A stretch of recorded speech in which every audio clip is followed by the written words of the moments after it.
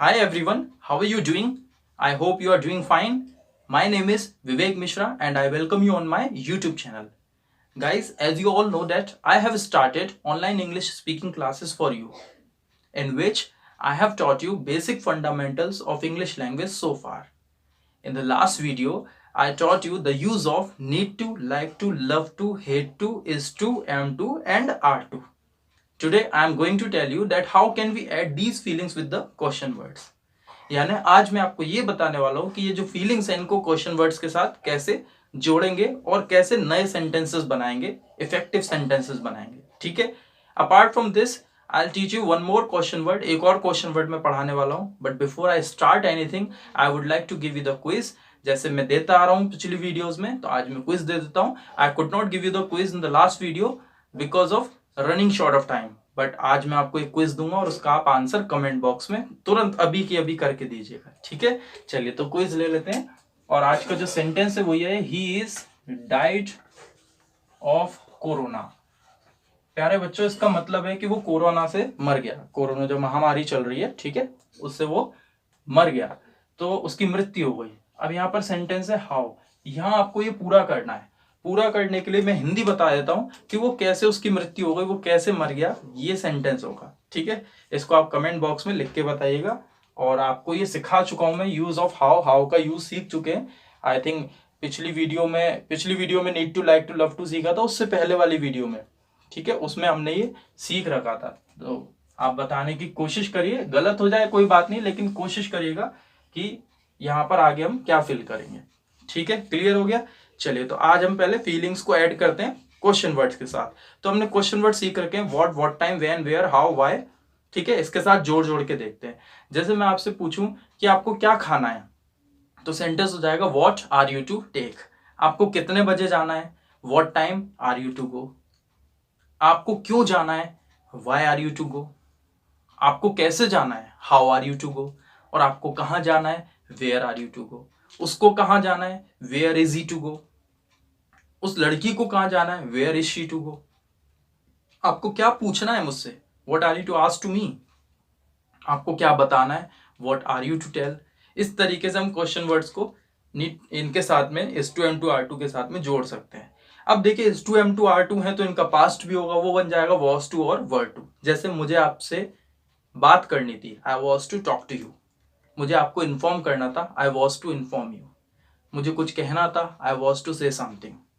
Clear हो गई बात यहां तक, अंडरस्टूड.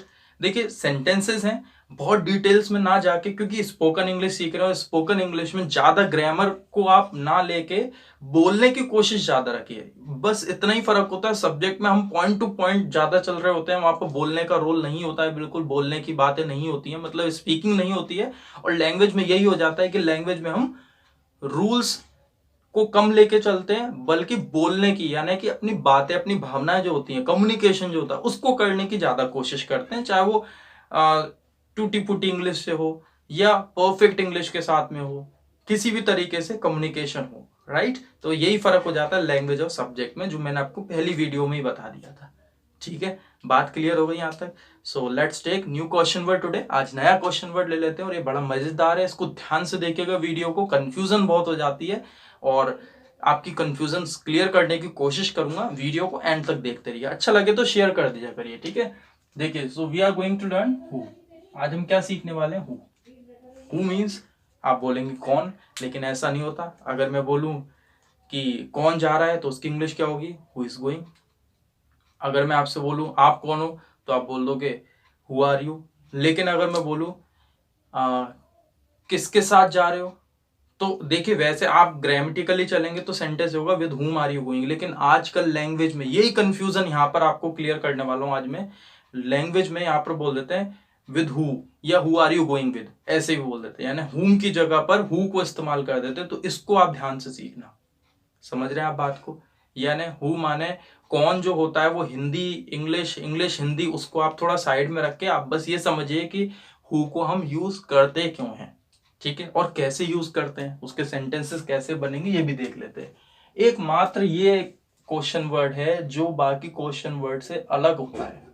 यानी कि अभी तक हम कैसे चल रहे थे, question word, time word, doer and the last is work. ऐसे ही चल रहे थे प्यारे बच्चों, लेकिन आज हम ऐसे नहीं चलने वाले। आज इनमें से कुछ हो सकता है गायब हो जाए, ठीक है।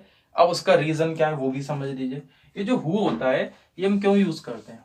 ये हम इसलिए यूज करते हैं, एक तो हमें आइडेंटिटी यानी किसी की पहचान जाननी हो, ठीक है। दूसरा हमें ये जानना है कि इस काम को किसने किया, मतलब हम जानना चाह रहे हैं डूअर के बारे में, करने वाला कौन है।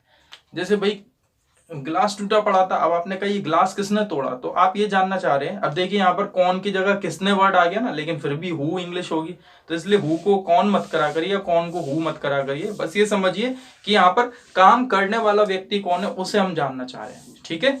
We want to know the person who has done it, ठीक है। उस व्यक्ति के बारे में जानना चाह रहे हैं जिसने वो काम कर दिया, यानी डूअर के बारे में जानना चाह रहे हैं, तो हु आ जाएगा। अब बाहर कोई आया, दरवाजा खटखटाता है, तो आप एकदम खोल नहीं देते, आप पहले पूछते हैं कौन। तो आप क्या जानना चाह रहे हैं? कोई एक्टिविटी तो नहीं हुई है वहां पर, कोई काम तो नहीं हुआ है, आप बस ये जानना चाह रहे हैं कि जो बाहर व्यक्ति जो दरवाजा खटखटा रहा है वो कौन है। It means you want to know the identity of that person. तो दोनों चीजें समझ में आ गई, पहचान जाननी है आपको, और दूसरा ये जानना है कि इस काम को किसने किया। बस ये दो बातें, इसी से हु कंप्लीट हो जाता है। और थोड़ा सा कॉम्प्लिकेटेड कंफ्यूजन क्रिएट कर देता है, उसको हम क्लियर करते चलते हैं। सबसे पहले हम सीखते हैं इसे नो वर्क के साथ में। कैसे सीखेंगे? No work. No work means name, occupation, quality, condition, वही सब चीजें, यानी जिन वर्ड्स में कोई काम नहीं होता उन्हें हम नो वर्क बोल रहे हैं यहाँ पर।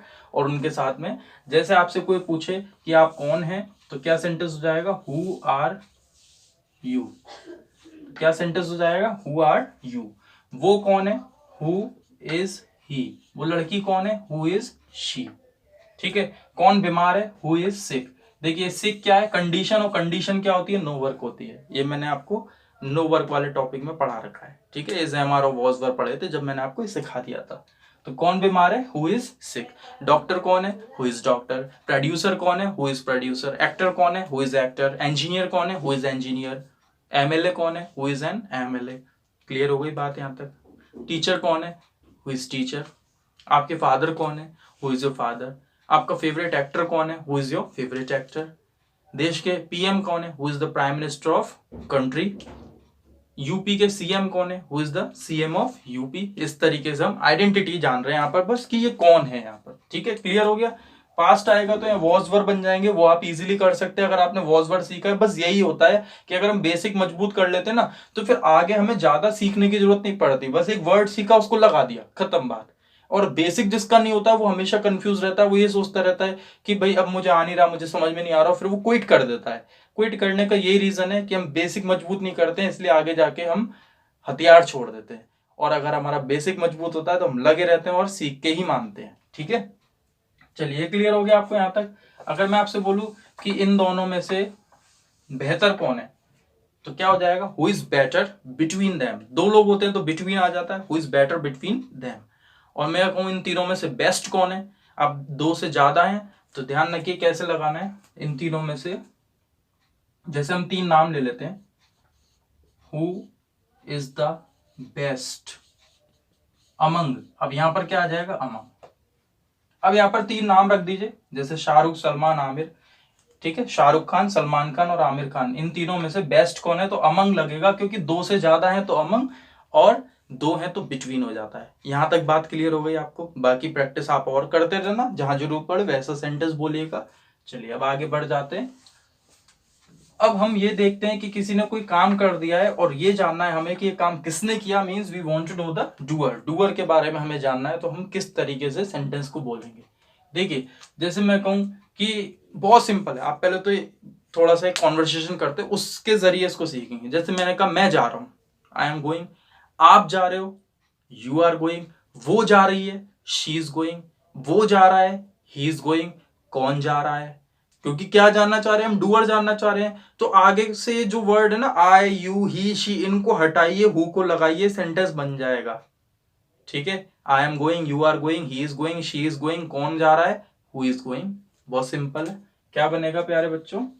Who is going. देखिए एक वर्ड गायब हो गया यहां से, जो मैंने स्टार्टिंग में फॉर्मेट बताया था, क्वेश्चन वर्ड, टाइम वर्ड, और गायब कौन हो गया यहां से? डूअर। और हमारे पास क्या बच गया? बस वर्क। और ये क्यों गायब हुआ? क्योंकि इसके लिए तो हमने ये क्वेश्चन वर्ड रखा ही है। अगर हम यहाँ पर डूअर रख देंगे, काम करने वाले को रख देंगे, तो फिर इसका रोल ही खत्म हो जाएगा, इसलिए ये गायब हो गया। क्लियर।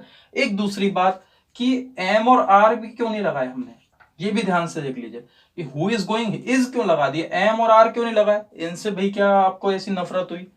तो ऐसा है कि एम तो इसलिए लगाते हैं क्योंकि हम खुद की बात कर रहे होते हैं, खुद तो क्वेश्चन कर ही रहे हैं, तो एम क्यों लगाएंगे? एम किसके लिए आता है? आई के लिए आता है, और आई तो क्वेश्चन कर ही रहा है, तो एम का तो रोल ही खत्म हो गया। अब आर क्यों नहीं लगाया, हु आर गोइंग? तो बच्चों आर लगाने का मतलब ये होता है कि एक से ज्यादा की बात कर रहे हैं आप। जैसे अगर आपने पूछ दिया क्वेश्चन हु आर गोइंग, तो इसका मतलब हो जाएगा कौन कौन जा रहे हैं, और आपने पूछा हु इज गोइंग, तो कौन जा रहा है। कुल मिला के दोनों क्वेश्चन में आप देखिए, आप ये जानना चाह रहे हैं कि जाने वाले लोग कौन है, चाहे वो आपने एक के लिए पूछा है या एक से ज्यादा लोगों के लिए पूछा है। ठीक है। और वैसे वो डिपेंड करता है बताने वाले पे कि वो बताएगा एक जा रहा है एक से ज्यादा। आप तो बस क्वेश्चन कर दीजिए हु इज गोइंग, तो who is going is better, वो ज्यादा बेहतर है आर लगाने से। ठीक है, क्लियर हो गया यहां तक? चलिए तो और सेंटेंस बोलते चले जाते हैं। कौन सो रहा है, हु इज स्लीपिंग। कौन खर्राटे ले रहा है, हु इज स्नोरिंग। कौन छींक रहा है, हु इज स्नीजिंग। कौन खांस रहा है, हु इज कफिंग। कौन आ रहा है, who is going, sorry who is coming. कौन जा रहा है, हु इज गोइंग। कौन लिख रहा है, हु इज राइटिंग। कौन कार चला रहा है, हु इज ड्राइविंग कार। कौन हंस रहा है, हु इज लाफिंग। कौन देख रहा है, हु इज वॉचिंग। बस पास्ट में से कैसे कर देंगे, वॉज कर दीजिए। कौन शोर कर रहा था, हु वॉज मेकिंग नॉइज। कौन बार्गेनिंग कर रहा था, मोल भाव कौन कर रहा था, हु वॉज बार्गेनिंग। ठीक है। कौन दरवाजा खटखटा रहा था, who was knocking at the door. बात क्लियर हो गई यहां तक? हैव यू अंडरस्टूड और नॉट? अब देखिए बात करते हैं फ्यूचर की, तो फ्यूचर में विल लगाएंगे, लेकिन फर्स्ट फॉर्म लगा देंगे।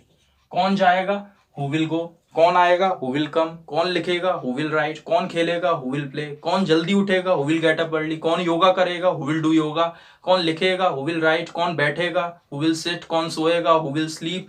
कौन टीवी देखेगा, हु विल वॉच टीवी। कौन खाना खाएगा, हु विल टेक फूड। मतलब हु लगाइए, विल लगाइए और सीधे फर्स्ट फॉर्म लगा दीजिए, ये फ्यूचर के लिए हो गया। तो यहाँ पर आप आंसर देंगे ना, तो क्या करेंगे, हु को हटा दीजिए और वहां पर उस व्यक्ति को रख दीजिए जिस व्यक्ति के बारे में पता चल गया। जैसे who is going, he is going.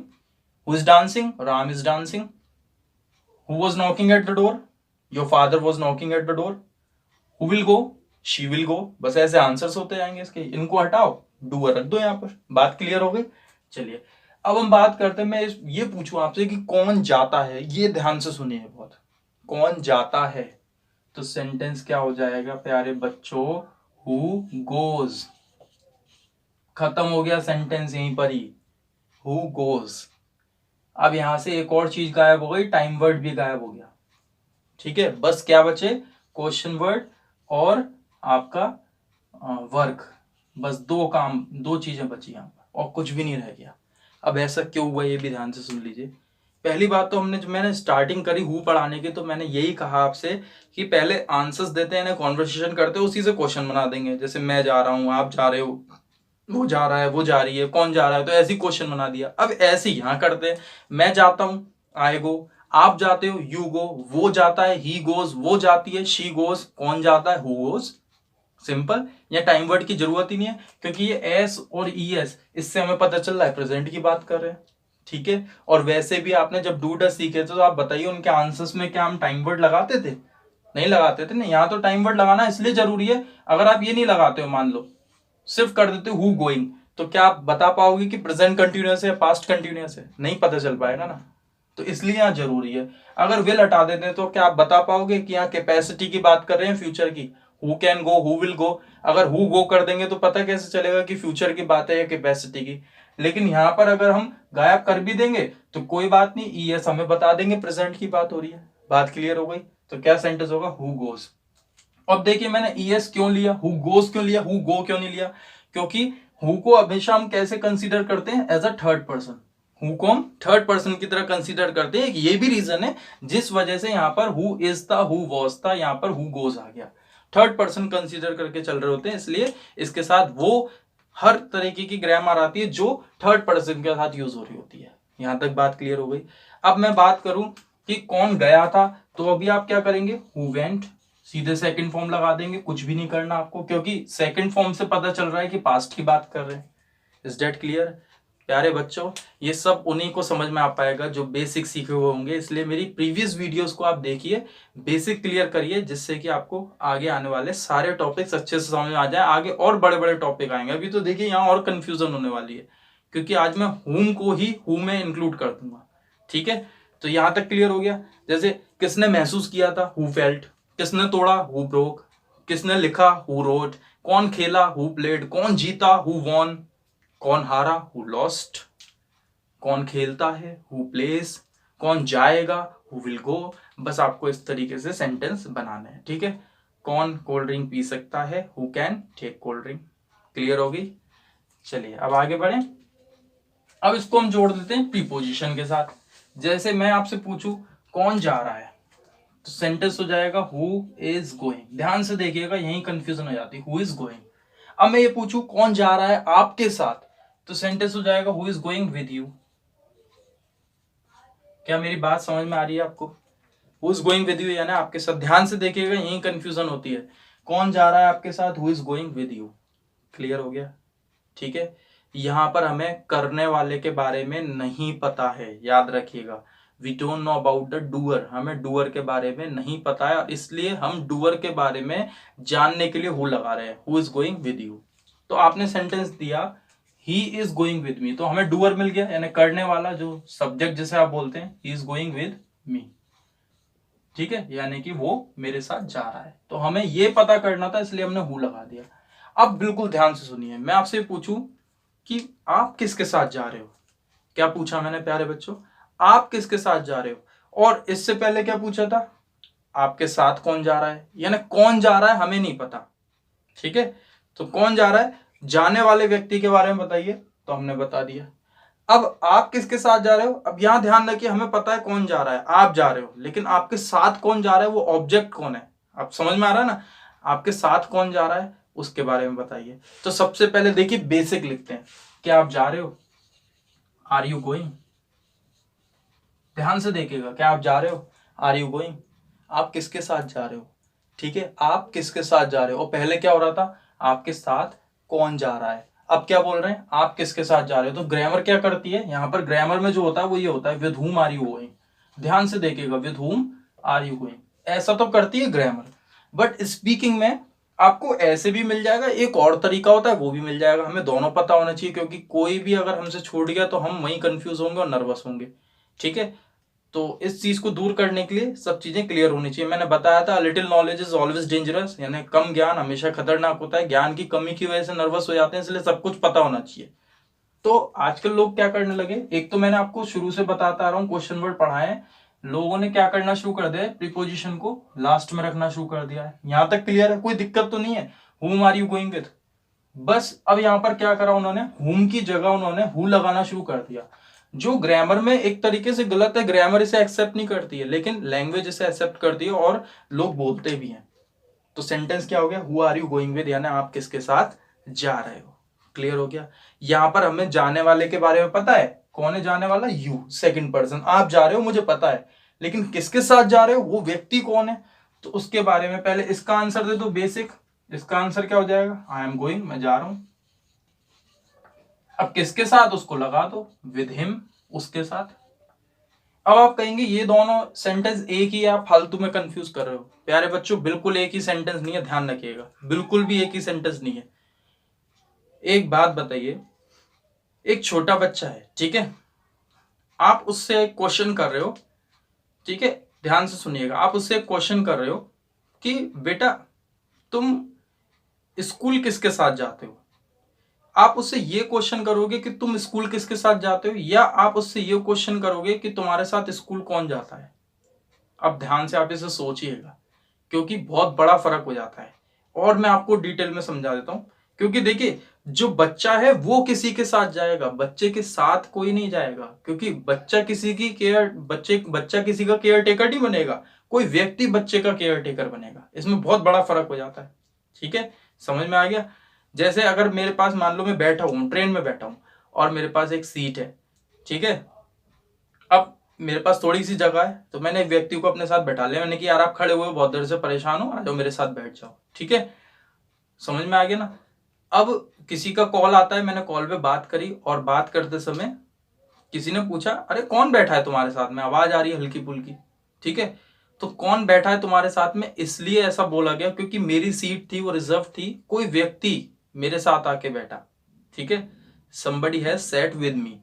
Clear हो गई बात यहां तक। मैं किसी के साथ जाके नहीं बैठा क्योंकि मेरे पास तो ऑलरेडी सीट थी, तो इसलिए सेंटेंस क्या होगा, आपके साथ कौन बैठा है। अगर ये सेंटेंस हो जाता कि आप किसके साथ बैठे, उसका मतलब मेरा रिजर्वेशन था ही नहीं, मैं तो वेटिंग में था और मैंने किसी से मदद ले ली और किसी की सीट पे जाके बैठ गया।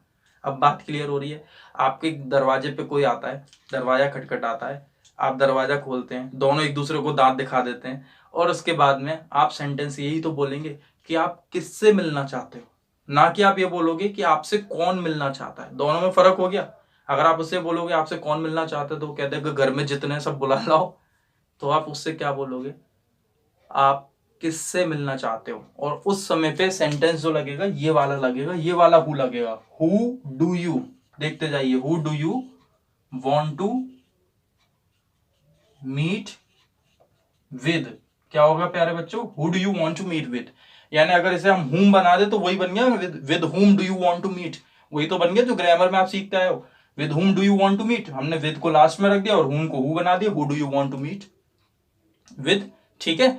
और अगर ये सेंटेंस होता कि भाई उनसे कौन मिलना चाहता है, ठीक है, उनसे कौन मिलना चाहता है, who wants to meet with him, तो फिर ये वाला हो जाता। तो दोनों बातें क्लियर हो गई, अंडरस्टूड और नॉट। तो हुम से बोलिए आप या हु से बोलिए, बात एक ही हो जाएगी, लेकिन आपको दोनों आने चाहिए, ठीक है। तो आज हमने हु को बहुत अच्छे तरीके से कर लिया है, एक बार छोटी सी प्रैक्टिस कर लेते हैं, जरूरी है क्योंकि कंफ्यूजिंग टॉपिक है।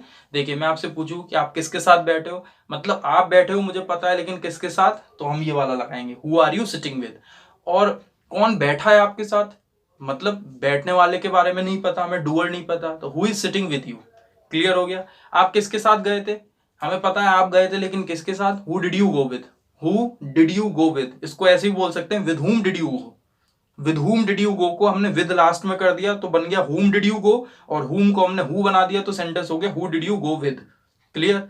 और अगर हम ये बोलें कि आप किसके साथ गए थे, सॉरी आपके साथ कौन गया था, हु वेंट विद यू, ठीक है। दूसरा सेंटेंस, आपके साथ कौन गया था, हु वेंट विद यू। अगर मैं बोलूं आप किसके साथ जाओगे, who will you go with, और आपके साथ कौन जाएगा, who will go with you. आप किसके साथ खाना खा रहे हो, आप किसके साथ खाना खा रहे हो, who are you taking food with, और आपके साथ कौन खाना खा रहा है, who is taking food with you. बात क्लियर हो गई यहां तक, हैव यू अंडरस्टूड और नॉट। अगर आपको समझ में आ गया तो कमेंट बॉक्स में ये भी लिख के बता दीजिएगा समझ में आ गया, और जो मैंने क्विज पूछा था उसका आंसर भी दे दीजिएगा, ठीक है। Have you understood. चलिए तो आज के लिए इतना ही काफी। और आप जैसा कि जानते हैं कि हर बार मैं आपको कुछ ना कुछ ऐसा होमवर्क देता हूं जिसमें सेंटेंसेस का लेना देना होता भी है, लेकिन उस तरीके से नहीं कि हमने सेंटेंस सीखा तो सेंटेंस की ही हमें प्रैक्टिस करनी है, बल्कि हमें तो इंग्लिश बोलना है। तो इंग्लिश बोलने के लिए ये हेल्प करते हैं, लेकिन कंप्लीट हेल्प आपकी जब ही हो पाएगी जब आपके पास कोई टॉपिक होगा और टॉपिक के अंदर अपने सारे की सारे जो आपने सेंटेंसेस सीखे उन्हें बोल पाए। तो आज मैं आपको एक टॉपिक दे रहा हूं, सेव ट्रीज। क्या है आपका टॉपिक, सेव ट्रीज। इसके ऊपर आपको बोलना है, ठीक है, यानी पेड़ों को बचाइए।